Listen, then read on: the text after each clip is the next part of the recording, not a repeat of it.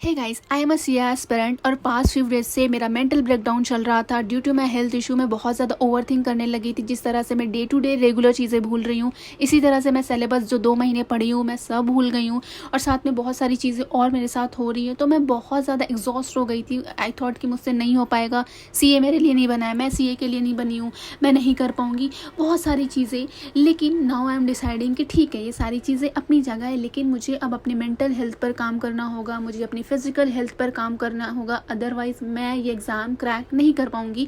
तो अब मुझे क्या करना है, मेडिटेशन करना है, हेल्दी फूड खाना है और देन उसके साथ साथ 10 to 12 आवर्स रोज़ स्टडी करनी है। बिकॉज सिर्फ और सिर्फ 7 मंथ बचे हैं और जैसे कि AK सर कहते हैं कि फर्स्ट अटेम्प्ट जो है वो गोल्डन चांस होता है। उसके बाद अगर अटेम्प्ट लगा तो फिर वो एक लूप बन जाता है, अटेम्प्ट पर अटेम्प्ट, अटेम्प्ट पर अटेम्प्ट। मैं रिजल्ट के बारे में नहीं सोच रही हूँ क्योंकि रिजल्ट मेरे हाथ में नहीं है, लेकिन हाँ, जो मेरे हाथ में है वो मेहनत है। मैं जितना ज़्यादा मेहनत करूँगी उसका फल मुझे मिलेगा। अब मैं फिर से स्क्रैच से शुरू कर रही हूँ। अगर मुझे भूलने की बीमारी हो रही है तो मैं इस वीकनेस को अपने स्ट्रेंथ में कन्वर्ट करूँगी। जो मैंने पढ़ा हुआ है 2 मंथ, मैं कोशिश करूँगी कि रोज़ एक एक्स्ट्रा आवर्स निकाल करके उसको रिवाइज़ करूँ और साथ में रोज़ मैं जो पढ़ रही हूँ उसको भी रिवाइज़ करूँ। लेक्चर कम देखूँ लेकिन रिविजन ज़्यादा करूँ।